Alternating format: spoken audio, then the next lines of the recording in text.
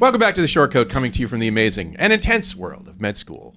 From the University of Iowa Carver College of Medicine, I'm Dave Etler, and on this episode we're talking about rural medicine. Rural medicine and the folks who want to someday practice it. Why?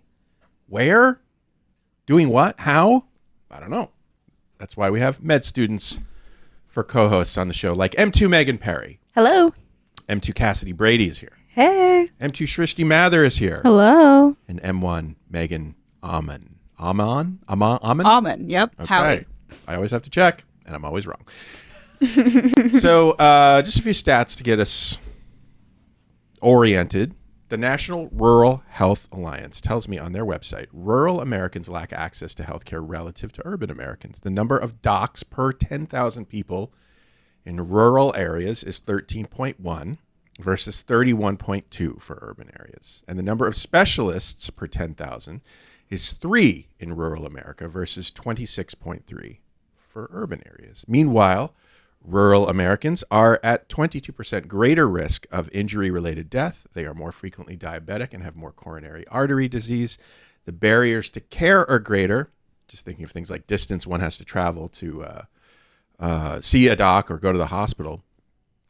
So there's a clear need for rural physicians. And you guys wanted to talk about your plans, hopefully to do rural medicine.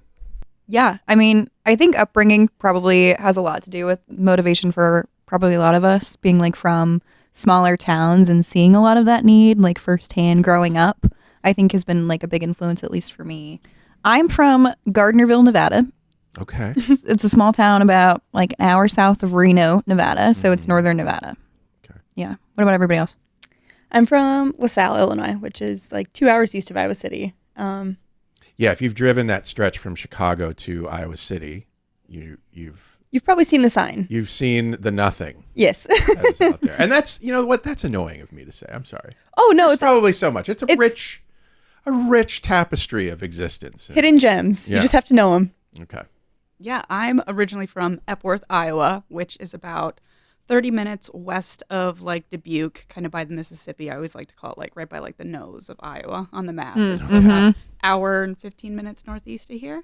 So yeah, it's also got beautiful scenic drives around this time of the year once you get more close to Dubuque where there's the cliffs and the hills.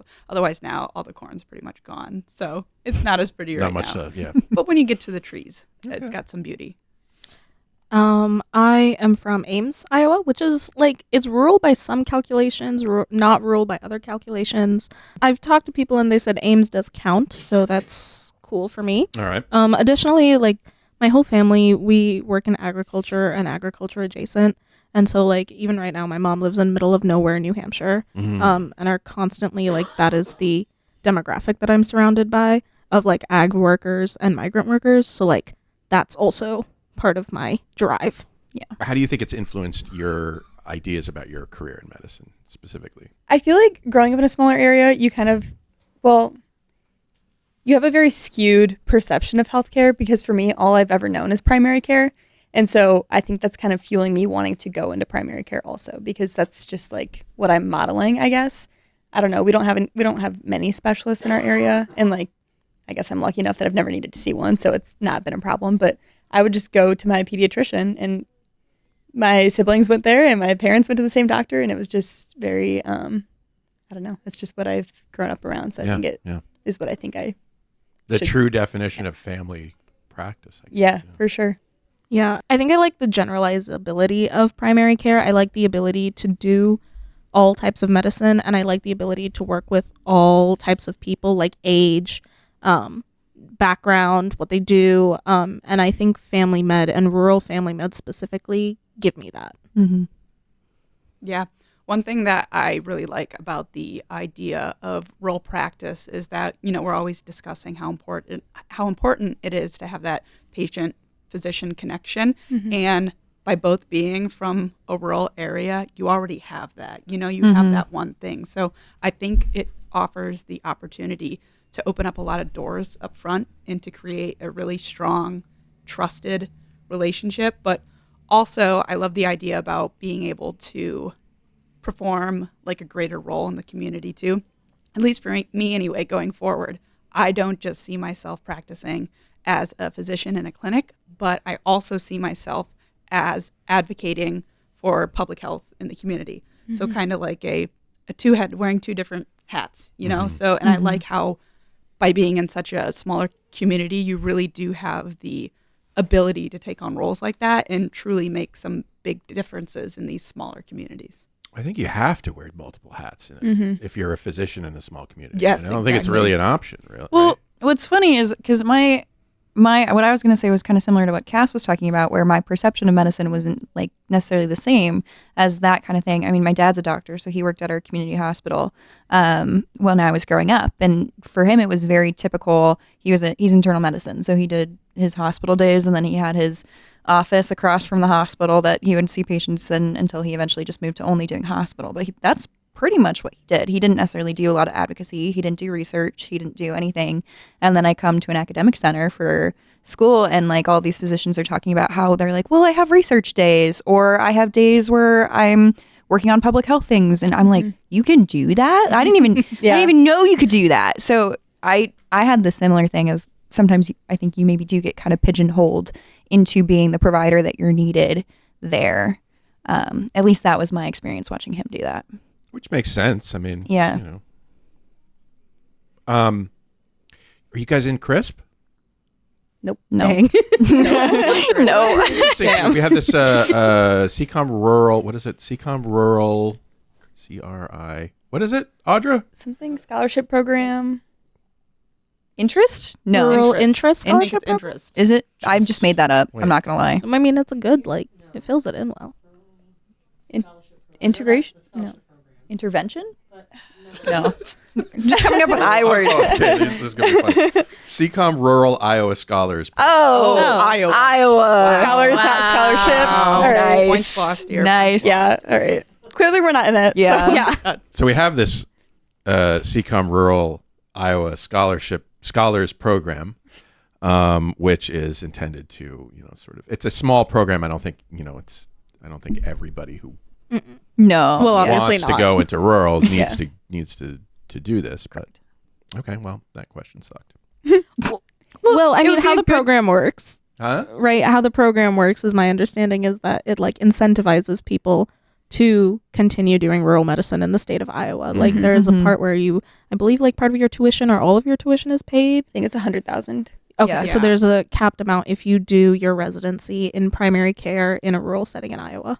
I think you have to stick. Is it like a 5-year? Thing? Yeah. Yeah. Yeah, And then- there's so- like a handful, like through the state of Iowa too. If you live within a boundary within so many 5 years, there's like a handful of them where they'll like forgive up to like a very large portion of your loans. So Yeah. Mm-hmm. Even back in my town, they have a lot of different programs, and I don't know if it's hospital specific or if it's like a state of Illinois thing or whatever. But basically, if you go back, they'll for like every 1,000 of your loans that you repay, they'll pay the same. They'll like match you. So they have a lot of good incentivizing programs because I think it's just so high demand that they're willing to cover a lot of your education just to get you back in that area. And maybe it's only for 5 years, or maybe I think the idea is that you end up wanting to stay, but whether or not that happens, I don't know. Yeah. I know Iowa has done a lot to like try and push to have more people stick around. We're increasing the number of Iowa seats that even get into med school, which there's a lot of mixed opinions on. Yeah. I mean, There's a lot of mixed opinions on that. seems like one of those things that you just got to try and see what happens. Right. I don't know. Right. But like how well is that going to play out for residency? That's Yeah, we don't. ultimate. It's, Yeah. But yeah, this state has a very high need. My favorite statistic, I say favorite very, very lightly, is that we are ranked 51st or 52nd in OB-GYN care. I love that statistic. How did we even manage that? There's impressive. only 50 states. So right, we're including like Yeah. Wow. Like behind territories. we're Yep. including territories, and we are at the absolute bottom. There's a clear need here in Iowa. So you guys are M2s. Some of You're- us. Got one so M1. We've got one M1. We've got 3 M2s. My apologies. You guys are about to go into clinics. Yeah, we are. I'm wondering. Oh, stop, Audra. They'll be back. Audra will be back. You can't get rid of us. Yeah. Are you keeping an open mind about specializing, or are you just like, nope, this is what I want to do? I'm keeping an open mind personally just because I have no idea what I want to do. And I kind of go both ways where I see primary care kind of giving me all of it in one, or specializing into something like really specific that I'm really interested in and I just don't know what it is yet. Yeah, so I don't know. But I think that regardless what I end up deciding to specialize in or do with my career, I want to take that back to a low resource area. And so whether that's staying somewhere here in Iowa, which I'm not opposed to, or going back to Nevada where I'm from, I think we have a high need for specialists there too. And so I think there's a lot of flexibility with that. So that keeps me kind of open. Yeah. I think I would second that, honestly. Again, like I said, growing up knowing one type of doctor, I feel like that's what I see myself doing. So I'm like, I'll go into family medicine and I'll go back to my hometown and I'll become my doctor. Like I'll be the next one up, you know? But then I also think about, there are so many things that I haven't seen and I don't know yet, and I might really love them. And that could be my passion, and I could still take that back and still contribute to my community or a similar one. So yeah, I guess I'm going open. Like I think that peds hemonc is really interesting. Super different from family medicine, but like it's neat. I mean, kids everywhere get sick. So, I mean, it really is needed everywhere. So I feel like trying to stay open, I think I have an idea, but you don't know what you don't know. So we'll see. Yeah, I agree with all of that. I think it's always best to go in with an open mind. I did MECO this past summer, which is a program where they put you in a rural place in Iowa for a little bit in the summer. And it's kind of a choose your own adventure. You do whatever you want. Like, so I was shadowing a ton. Where were you at? I was in Council Bluffs, which I don't know how that counts as southeast. That's it's like right next to Omaha. Okay. Oh, southwest. South. Okay, sure. Yep. West. Okay, let's go there. I'll put a map here. Thank you. And I did that, and I got the chance to like shadow in a bunch of things. I was in the OR. I was working full days in a family clinic practice, and I really liked family medicine. I think it's so far the thing I am good at, but I also haven't tried everything. Yeah.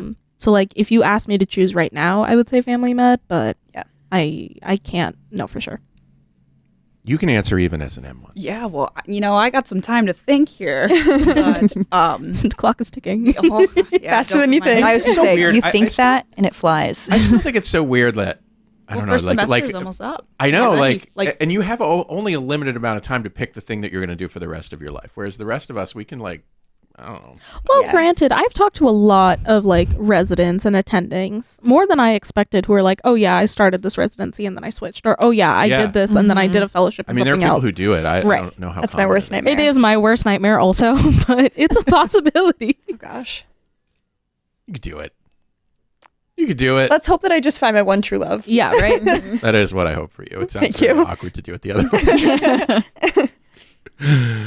What do you think, Megan? Oh, what are you going to do? yeah, I was resonating with all your guys' stuff, keeping my mind open to things. Don't really know yet if primary care in particular is going to be my jive. I have a lot of background in infectious diseases and stuff, and hence my interest in like public health and community health.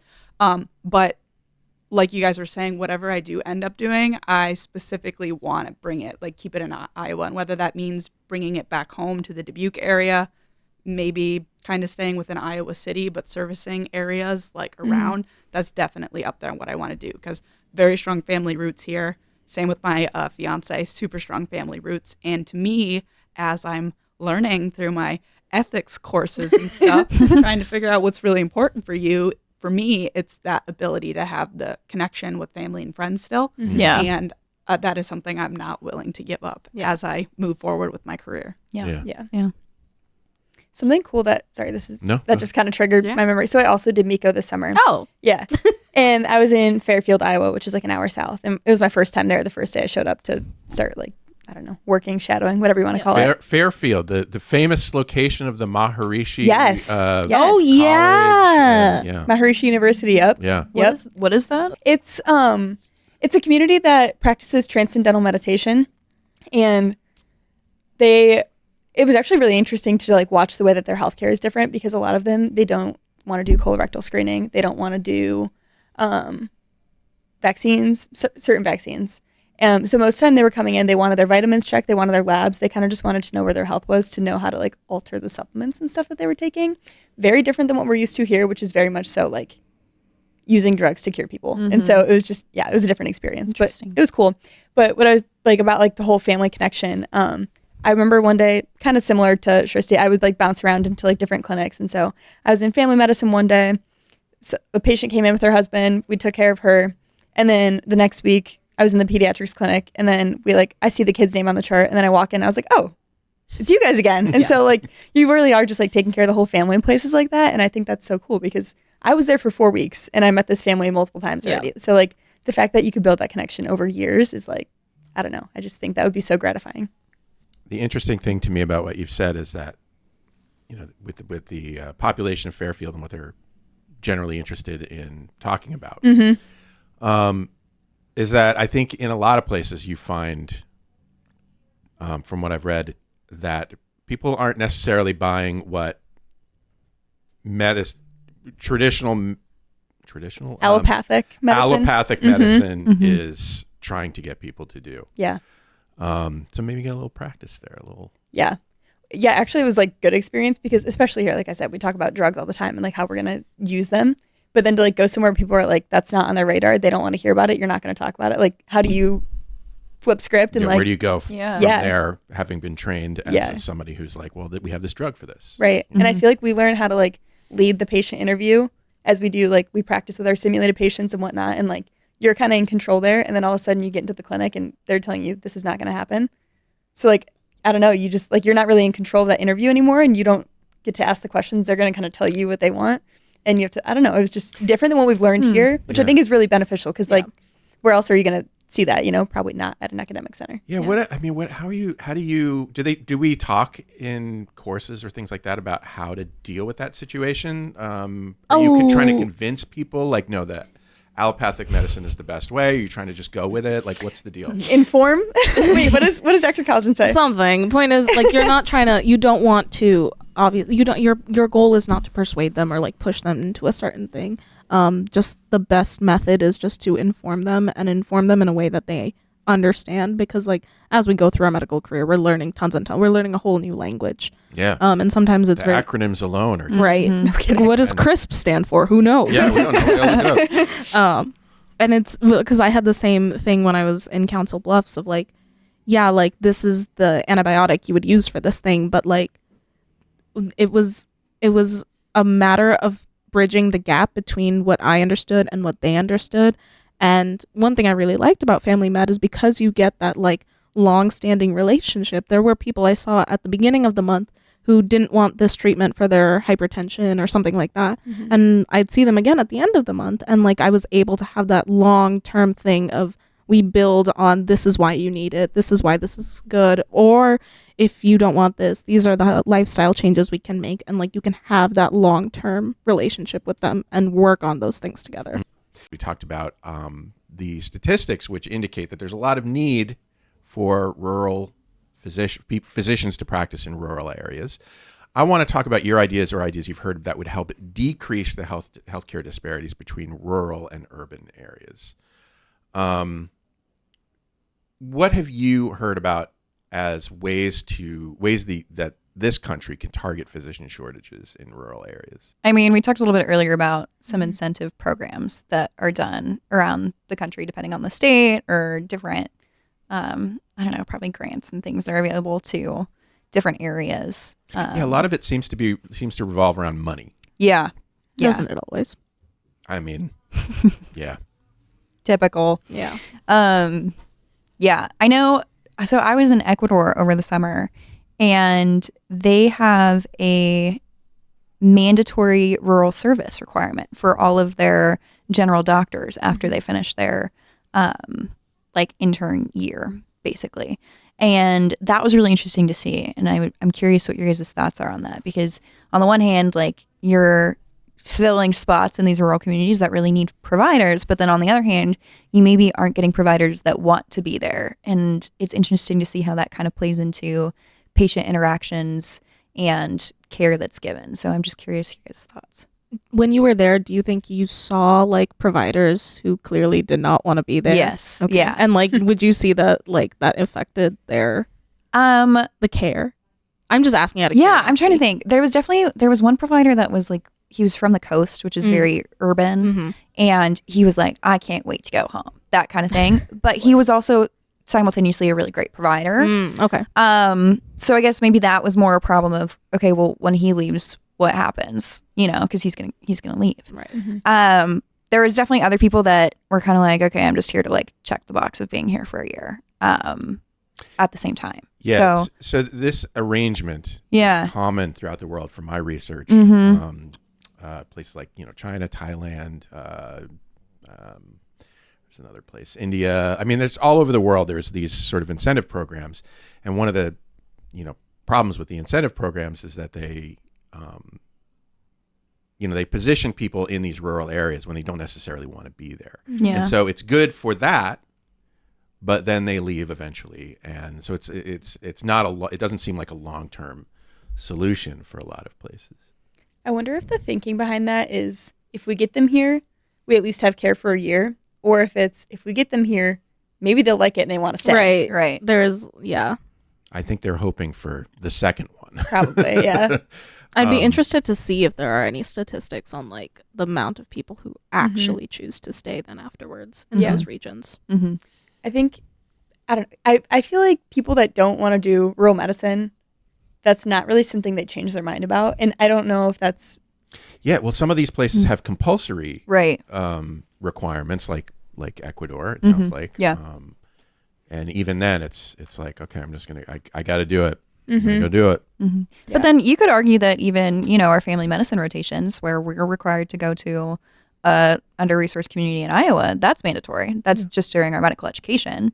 And I bet that we probably have a lot of students in our class that are thinking the same thing of, oh man, I have to go to a community hospital and I don't want to be there. But I would be interested to see if that genuinely like changes people's minds in perspective on family practice and that kind of thing. At minimum though, like I do see the value in at least how our school does it of like teaching the next generation of providers, like these are some of the challenges that are faced. These are some of the skills that you need, like you were talking about earlier about like, you have to meet your patients in the middle. I think those are skills that are uniquely found in rural medicine that you can't find necessarily as easily in other parts, that I think make it beneficial for education.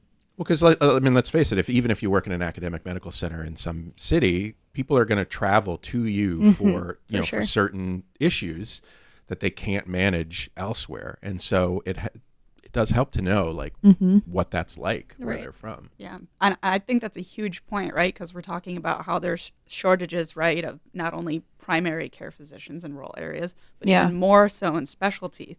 So where are those rural patients going to go? They're going to have to go to the urbanized areas. So personally, I think it's almost just because you're not working maybe in a rural area does not mean that not half or majority of your patients that you're going to see are from rural. Because, we just talked about these patients from the rural area are the ones most likely to have these extra disease processes going on and stuff that probably is going to require a specialist at some point. So it's kind of inevitable that you're going to see this type of patient population. So I think like switching the idea of, I have to go here to learn how to work with this patient population. It's like that the fact of where you're at is almost not as important as the patient population you're going to be interacting with, because that population's going to go where it needs to go to get the care that it needs. And that doesn't always happen, obviously, hence why we have issues with access and stuff. But I think it's a really big emphasis to just focus on getting people exposed to these different types of patient populations so that no matter where they are working at, they're prepared and experienced to work with that type of population. Yeah. I think it's cool, too, that we kind of, yes, we have to go do it, but from my perspective, we get to go live in this other community in Iowa. Not from Iowa, not really that familiar with any of these, but you just get to, learn the culture of the community, which I think, especially from people not from rural areas, would be so helpful when you do eventually go, when those patients come to you in your specialty clinic. Yeah. Knowing where they come from and why they believe certain ways, I think will be very helpful. Yeah. Like everything else in med school, you really have to, or in school in general, you really have to sort of commit yourself to the idea of participating fully in the activities that you are required to do and just be like, there's a reason I'm supposed to do this. Yeah. Right. There's a method to the madness. There's a method to the madness. You may not, it may not be the thing that you exactly wanted to do, but you might as well enjoy it to the extent that you can and not be down on it just because that's not what you want to do forever, Yeah. They're trust the process for sure. Little I bit. feel like we say that all the time. Yeah. We're like, dang, they really knew what they were doing here. Yeah. Like, It's hard, I think, for certain people, like when they come in, because med students, I feel like, are analysts at Yeah. heart. And a lot of times you're like trying to figure out, why the hell am I learning this? Yeah. You know, Yeah. why is this important? There's just so much information that there is it has to be like a base level of prioritization Yeah. to us of like what is high yield for Yeah. us. And I feel like that can Love get that phrase. applied to this very easily. There's a lot of people who are going to be like, what is the yield of going to a rural population if I think I'm going to be a super specialist, like a super Yeah. specialized specialist? Thank you. that was great. Something about that was like really like satisfying to hear. I don't know. Yeah. Like, I understand exactly Yeah. what you're saying. Super. Thank you, Dave. But yeah, I think like that's part of it. But like you were saying, like part of med school is realizing that like the people who created our curriculum worked really hard to make it as high yield as possible. Yeah. And even somebody coming in who knows a lot. I mean, there's still a lot of things that you don't know about the practice of medicine. Still things that you need to find out. Yeah. So many things. And I think about it too in the same way of like, I don't think I'm going to go maybe into emergency medicine, but like maybe I can just go enjoy my clinical and know that it's the only time I'll ever really get to see it and learn it and do Yeah. the things, you know? That really is the So- best viewpoint, I think. I love Yeah. that perspective. Mhm. I'm dreading surgery, but I have it up first. And like I don't think I'm gonna be a surgeon, but I still see the value in it. Yeah. Right. Yeah. Like you need to know something Why do about we it. even need surgery? Yeah, I don't know. Hmm. I was thinking about that too. I'm like, surgery sounds scary, but I get to relearn anatomy again. Right. And that's going to be awesome because I Right. wish I knew more. Yeah. There's a new $50 billion program created by the U.S. Senate this fall as a response to the reduction in Medicaid spending that became law this summer. The intention is to help rural hospitals improve delivery and quality of care. The expectation is that states will invest the money in ideas and programs that will transform their healthcare systems. So not to pay off old debts or anything like that. They'll use this money to, make things better. Half the money will be distributed equally to states that apply. The other half will be distributed at the discretion of Mehmet Oz's Center for Medicaid Services.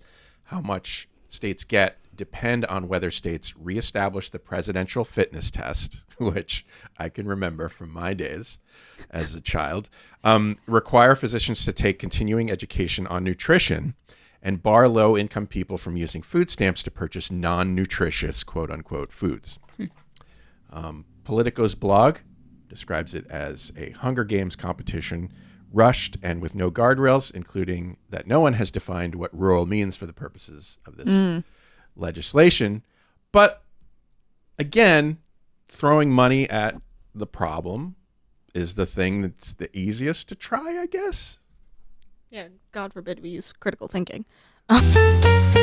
Do you think current medical education is conducive to providers entering rural practice? I mean, it's kind of hard to tell from our position here at Iowa because that is obviously an important endpoint for education in Iowa, is to make physicians who want to practice in Iowa, which is largely rural. But what do you think about medical education, sort of the sort of incentives that medical education offers to students to practice medicine, or convincing them? I'm not really sure what I'm asking here. I'm not sure To be- what you're to asking, be honest. honestly. Just make some shit up. Okay. I did my part. I spoke. I spoke words. What I think is interesting is the part where you said that it's like physicians would have to undergo mandatory, like, what was it? Nutritional training. Nutritional training. I think that's really important. Yeah, I agree with that. I feel like food is the basis of so many issues, and not necessarily, I mean, of course, there's access issues and all those things, but I think that if we can, it's more of like preventative care, which I think in rural medicine is so important. So I like that piece of it. So I was thinking about, okay, go ahead. I have beef with the low income individuals should not be able to use food stamps to access non-nutritional food. I think that's that's not the source of the issue. The source of the issue is an apple is $5 and a bag of chips is $2. Yeah. Right. Like, so that's the beef I have with that. Yeah. Of like, we're not going to the seed of the problem, which are these social determinants of health. We're putting a Band-Aid on it and putting the blame on these low income individuals instead of the systems that have led them to that. Yeah, you're penalizing the people Yes. that then are having to pay more for less food. Yeah. When it's a product of the system that they're in. I'm to also be doing not that. sure about the non-nutritious Okay. Like idea. Who decides what exactly. that is? That's sort of not well defined in this law. And also, like, I'm going to out myself here.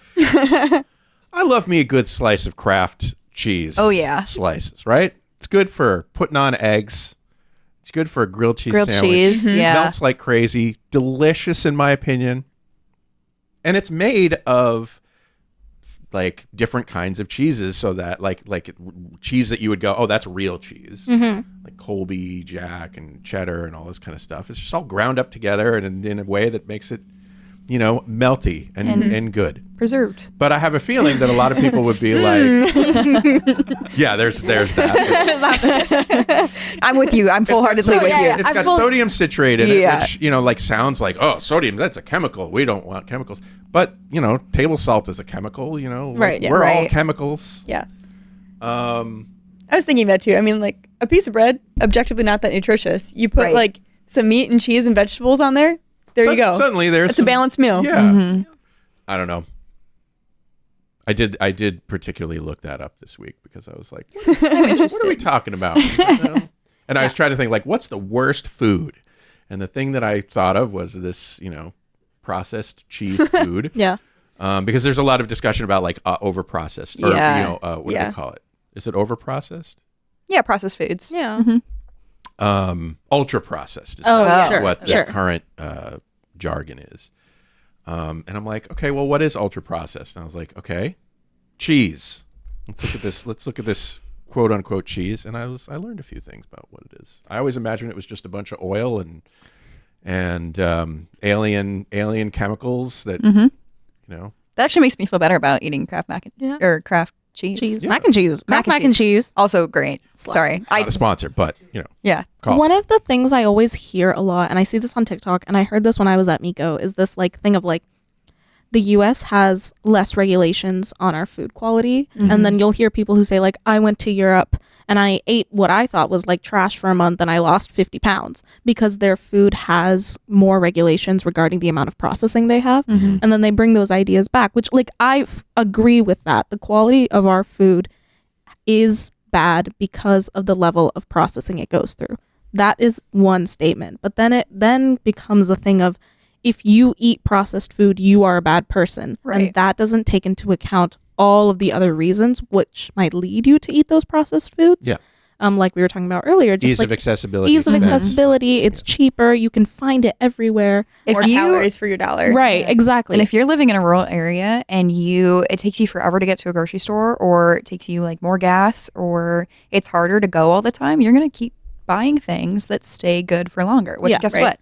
That's Means going to be they're preserved. preserved. Yeah. 100%. processed. And that's why we have like full-blown dinners with Casey's Pizza from the local gas station. And they're great. and they're fantastic. Don't shit on Casey's Pizza. No, their breakfast pizza, Breakfast pizza, man, it's fire. top But notch. I'm saying when I go back home to visit my dad, if you on a weekday didn't have your own groceries or whatever, you're going to the local bar where they can maybe make you a pizza, or you're going to the gas station and buying some pre-wrapped something made like that. That's the option, you know, on those days. So it can get really difficult when it comes to ease of use, accessibility, honestly. And does it taste good too? 'Cause, It does. Yeah. Yeah. They make it taste good. So like, why wouldn't we eat it? Yeah. Right. It everything is There's going a against us. with lot that of system. competition Right. for Yeah. And the idea of nutritious Right. good food. Yeah. And I think then somehow this gets distorted into people in rural communities specifically are less intelligent, or they like care about their health less because they are eating these foods, which is not the case. It is simply what they have access to. When you think about practicing rurally, what are the pros and cons? I mean, you guys want to do this, but there's also, you're thinking about pros and cons. Go take me through that a little bit. Money. Yeah. mean, It doesn't pay as much. You get paid less a lot of the time. Not always, but there is a chance that you get paid less. I would also opposite that. the incentives that we talked about are kind of nice. And like, I don't think it's a reason that most people choose to go there, but it's kind of like, it helps, I think, keep your vision towards primary care and like going back to your small towns rather than specializing at an academic center. Yeah. I think something that could be really frustrating with primary care, though, in a small town is your lack of access to the other external resources. You need to get someone to see a specialist. I mean, try and get into the dermatologist here, let alone in a small town. I mean, you're waiting well over a year. And so I think things like that get really frustrating very quickly. But that also, I think, lets you have more of a widespread practice because you see little spots. You just scrape them off yourself instead of waiting for a year to send them to the dermatologist. So I think you get to do a little bit more, which is cool. But I could also see that very quickly becoming very frustrating and semi-concerning for your patients. I would like to hear, and I'm sure you guys don't have this off the top of your head, but like the rise of telehealth seemed to promise that people in rural areas could access specialists in some circumstances when they were needed. And I would be curious to find out if that's a real thing, or if that's moved the needle any. I think it has. I think there have been some statistics to show that it has. I don't think it's enough to solve the whole problem. Yeah, because after all, I mean, if you need a melanoma removed, you're Right. There's only so much able to over. do that with Yeah. telehealth. Yeah. I think one thing that could be really used beneficial with the telehealth is not necessarily patient to physician interaction, but physician to physician. Physician. My goodness. Welcome to I my got- world. Yes, words are hard. Yeah. But basically, a physician to physician, right? So to try to help your patient by not having them go to the specialist, we're talking about like lack of resources, right? Where you're kind of have a smaller team, you're in a rural area, you might be calling a lot of the shots, making a lot of decisions, but you're doing so much. There's no way that you can't know everything. Right. So by being able to use telehealth to kind of collaborate with some of the specialists that are away in more urban areas, that might offer you the opportunity to provide the specific care that patient needs and thus avoid their, having to go travel to go see the specialist. If you can kind of somehow in a way be the mediator between the two. That's so funny. I got a call from my dad the other day, and it was on my birthday. So I thought he was just going to do like the whole, happy birthday, whatever thing. No, he's like, Forgot hey, it was your birthday. Yeah, he forgot you. do you still have like contacts with like the hemonc team there? And I was like, yeah, I know like a couple docs here, whatever. And he starts telling me about this like case that he has, and he now works not even in our community hospital. He works in an even smaller hospital in a more rural town about 3 hours away from my hometown. Very, very small hospital. He alternates with like 2 other internal med docs, is on for 1 week, goes out, lives at the hospital for a week, and then is off for 2, which is really interesting. And none of them knew what was going on with this patient. And he's like, do you think you could like ask someone in Iowa for me? That's cute. Yeah, it was really wholesome. And then he was like, okay, I'll let you get back to your birthday. So he did know. He did know. I was wondering if he was going to sneak it in there. No, I love him. But yeah, I think stuff like that is so valuable. And I just wish there was like a more, I guess I don't really know how streamlined it is for people. There was a clinic I worked at during my gap years, and they focused on geriatric medicine, but they had something similar to that where they had like e-consults available where like as the scribe, I would take the picture of the dermatology issue and then upload it and then send it off to the ether, and then the ether would come back with, oh, that's a cancer or something like that. Like they had like a integrated system, but like that one was really cool. The issue with that is, they had to build this up from the ground. Like they had some like 200 consults available. Yeah. But it was an effective method of doing that. Cool. I mean, even when I was in Ecuador too, they were so funny. They were calling a doctor from University of Vermont to have them advise on a case, and they were trying to use us as translators, and all of us were like, we really don't speak that good of Spanish. I don't know that this is going to go well. Not a good idea. Yeah. But it was cool. And I just think that there's so many similarities between global health and rural health. A lot of the disparities that you see are the same. A lot of the patient populations are really similar. And I think some of that, just like there's such interplay in all of that, and a lot of room for expansion and learning from one to the other, in my opinion. Guys, in this life, many things look great from a distance. But when you zoom in on them, they can be less great, confusing, even off-putting. Like a new Me and friend. pathology. Ooh. Like a new friend who is fun, attractive, and intelligent, and who admires Elon Musk for any reason at all. Or the classmate who seems to have it all together, but who's really just... I didn't even finish that sentence. It literally says, who is really just saying. What? So let's zoom in on some things and see if you can find the forest, okay? I have some items that I have collected from around OSAC and a microscope camera thingy. Oh no. Why? Why do I have this? Why am I doing this? Really great question. Because I panicked yesterday when I didn't have a third act. By the way, if you're listening on an audio-only platform, check this part out on Spotify or YouTube. I hear 60% of podcast enjoyers do so on video, but I don't see it. So give it a try and, do the like, comment, and subscribe thing wherever you do look. Let's start with, let's see, which one should we start with? Okay, good. Look away. Look at Audra. Tell Audra how beautiful she is. Audra, you're so pretty, Audra. beautiful. I'm about to go. It's the mac and cheese problem. What did you say? What? Mac and cheese. Oh, we're back to the mac and cheese. You don't like Kraft You mac don't and like cheese? Kraft mac and cheese? What about Velveeta? Wait, Annie's. Velveeta cheese. Is Whoa. Annie's? I'm leaving. What do you like? Okay, I'm sorry. You like iced coffee water, but you draw the line at Kraft mac and cheese? What's happening? I'm going to show you. I'm going to show you a picture of something. We're going to zoom in, see if you can find the forest. Oh boy, Ready? I'm so scared. What is this? This should be easy for you guys. Is this it? All I can think of is the thing that they put in the AAAs that we just learned about. The AAA. An artery graft? Yes, it looks like an artery graft. Let's look around a little bit. How? What? What is happening? Oh. Dave, what the hell is this? Okay, so it's got like these like metal... it wiggly? If it weren't for like the serrated part, Yeah, I would that's- think it Is would it a be pen? Is that an a ice pen? cream. Is it a pen? Like, No. no. Oh, no, definitely not. Definitely I'm not. confused here. I'm moving it around so that you can see the different bits of it. Srishti, you're cheating. Don't look. What on earth is that? Cheating isn't helping me. Maybe this will it an help. IUD? Let's- I said It's an IUD. IUD. Oh my god! Yeah, Where did you find an IUD? Wait, yeah, why is that just laying around? Oh, I found Dave, put it away. found it on the ground. Oh. No, Did you say we should know what this is at the beginning of that? I mean, ladies. Med student. Medical students. Better. I did say IUD though. Audra had some kit. You would've shown I the think there's wire, like a kit maybe I behind would've picked up Audra's on it. desk that medical students can like use for Oh, I did this in my To look reproductive at. health elective. Yeah, actually, we did that. learning how to insert them. That's pretty funny. That was a good one. Wow. Yeah.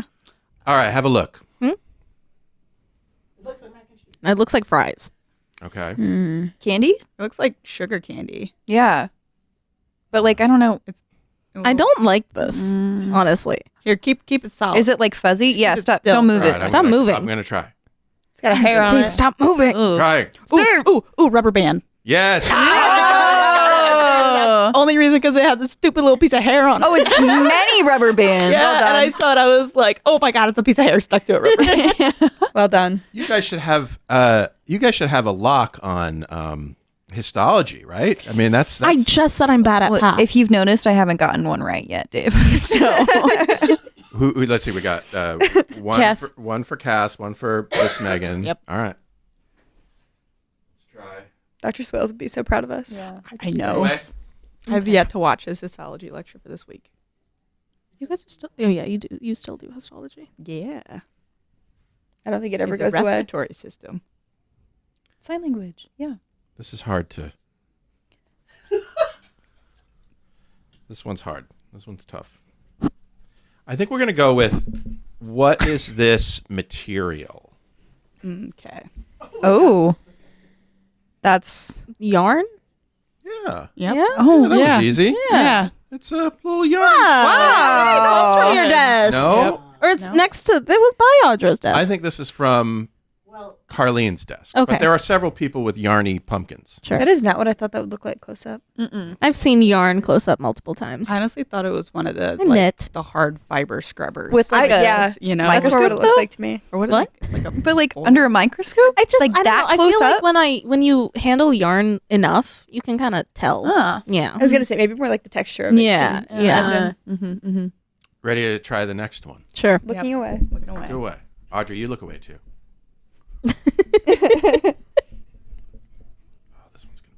This one's gonna be a challenge, I think. You said that the last one.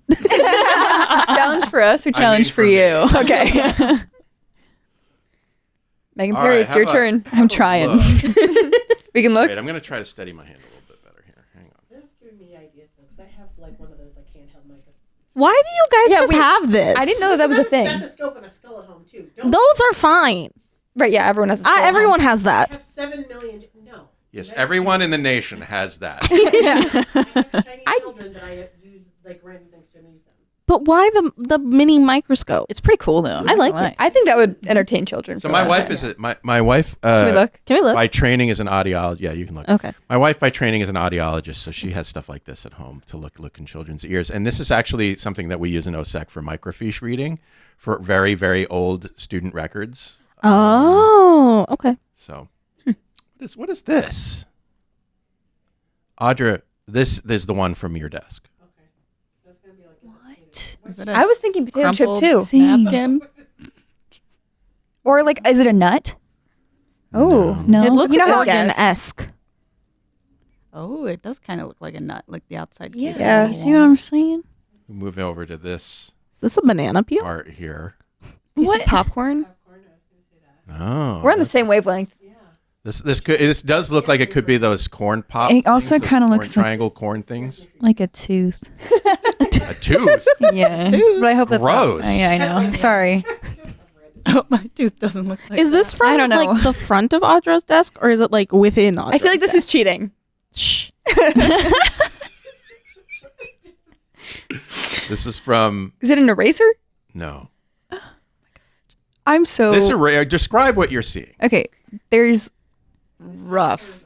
Textured. It's like a pale yellowy color Uh huh. with these like veins of darker color. It still looks like a banana peel to me. I see that. Oxidized apple. Ooh. Okay, I see that too. Apple. I like apple. What's with these like brown squigglies Yeah, on I the don't know. bottom They're right like- here? I don't know. Could you give us like a genre where this is from? Is this a Band-Aid? It's not a Band-Aid. You know what I'm saying? It's Like awfully organic. the white part, you It know? does look like, awfully It does look organic. It is No. organic. Is it a It is. food? Is it a leaf? Ooh, Ooh. Oh. getting close. Ooh, a dried flower. It is a dried flower. Oh my gosh. Wow. Whoa. Wow, I'm shocked. I hope- at that. Wow, that was Impressive. That was really impressive. That's like so specific too. Yeah, I know. I was like Dried and everything? flower, everything. All right, look away. This is gonna take a little prep. Okay. Let's try this one. Oh boy. Oh. Is this a stress ball? I was gonna say, is it one of the gel squish things? No. You may not know. You may not looks have like ever the texture seen one of ball these. you I'm put not in your really washer sure. or Like if dryer. you've worked in an office, you might have seen these. Is it like a cleaner? Like a keyboard cleaner? No. No. Is it the little like squishy pads you put on the thing? No. No. Is it like could Or you like a move? mouse pad? Are those ridges all around it? Yeah. I don't like that. I don't think I do either. It's like I said in the intro. Nothing looks great up close. Absolutely. not. No. Is it like a? Is it squeezable? I mean, it's soft. It is not rigid. Is it like a? It's not like Hand like a massager. rubber Like toy. is it something you put in your hand? I mean, that doesn't. That could be literally anything. Lots of things you can Could put be in your hand. literally anything. Okay, I see the issue in my question. Does this item have a very specific name? Like Yes. it's called this. Like Yes. it's a this. This It's is a this. It's a this. Well, like a dried flower was like versus like a pencil's a pencil. Is it a An IUD is an it- IUD. Yeah, and Yeah, an right. IUD. It's This is a very specific thing that this is why I say I'm not sure if you haven't worked in an office, and even if you have worked in an office, it has a very special use. So I'm not really sure. like a stamp or something. This is I'll just give it to you. This is called a finger cot. Beg your pardon? Finger cut. Oh. Oh, it's a little thimble. Teacher symbol. Teachers use that to like. Kinda. Yeah, for But like not- papers. Yeah. That's with Yep. flipping Yeah. pages, so. I never would have gotten that. Yeah, no. No, Literally, I didn't know it had like the little nubbins like that. Me either. didn't know It's that. got nubbins. It's got nubbins. That's crazy. Look away. Last one. What time is it? Time for class 1. Oh shoot, we gotta go. All right, let's make this quick then. Here we go. Look, Why are they old yellow, Dave? I don't know. Good question. Maybe Looks like everything's- adipose tissue. Looks like Maybe- fat. Yeah. Yeah. everything is Just like yellow up it's close. fat. You're gonna. This one you're gonna be very. I think you're gonna be very surprised about. Is it Something lemon you peel? all probably have experience with. It is yellow. That is correct. Jello. Do you think it's solid or No. or No, it It appears looks gelatinous. squishy? What do you think it looks like? It looks squishy to me. The top part is kind of looking like bone though. Right? What's the We have DEXA too score? much. Yeah. No. The score. Here, this is even better in focus. This will help. Nothing changed. Guesses. Is Sponge. there an edge? What if I told you that it sponge was is good. that it was rigid? Oh, it's hard. It's hard. Yeah. Is it Is like it food? a hard is food. a hard candy? Is it? I'm still thinking like fry. I mean, I think Potato you're- chip. Potato you're chip? on the right track. Potato It chip? looks like it's glazed, like a caramelized piece of popcorn or something. Ooh. You know, like kettle Like corn, kettle like corn? how it's got a glaze. It looks like there's a caramel glaze, on No. Dang. Uh, it. A cheese glaze. yes, a cheese glazed donut. Kraft. Kraft cheese. My Kraft favorite. cheese slice donut. This is okay. So, what's a hint? Audra, do you have any ideas Of what it is. of what it is? It's a food. Yeah, it is a food. It's rigid. Lemon peel. It We already said it that. sometimes goes with. Sometimes people pair it with chili. Oh, cornbread. No. No. Crouton. Like But it, I mean, Cracker. it's a Oyster. it's a bit of a cracker. Cheese it. Saltine. No, you're getting there. Cheese it's not with Ritz. chili. I don't know. I'm gonna start saying types of With crackers. chili. Toll House. This is Bread. It's like tortilla strip. I'm looking Baguette. at it. Yeah, I mean you're getting there. Tortilla? This is a Frito. Frito. Oh. I don't like that. Let's go back to this. That looks because- really gross. in I the don't like world? that. That looks really nasty. Let's circle back to our conversation on the food in America. Yeah. Yeah. Let's circle back. This is a very healthy, nutritious food Mm-hmm. that you should be able to buy with money or money like. I don't like that I can see the little brown flecks. Yeah. Yeah. I don't Are like those that. little holes or are those I think it's- actual? the flavoring. I or think the those are flavor, Like pepper. pepper. Let's go with or something. pepper. Yeah, it's let's pepper. go Wait, with yep. Uh-huh. Yep. Let's go with that. I'm just intrigued by how wet it looks up close. Yeah. Because Yeah. Really if you gross. look That's why at- it looks like it's got a I thought it was glaze on Jell-O. Yeah. if Looks you look like- at a Frito, it is not wet. Yeah. Okay. That's it. That's all I got. If you have something you want to say, short coats about today's show, about something you want to hear someday, a question you have, go to theshortcoat.com/tell us. Send us a message. Otherwise, we're done. Until next time, I'm Dave Etler saying don't let the bastards get you down. Say bye, everybody. Bye, everybody. everybody.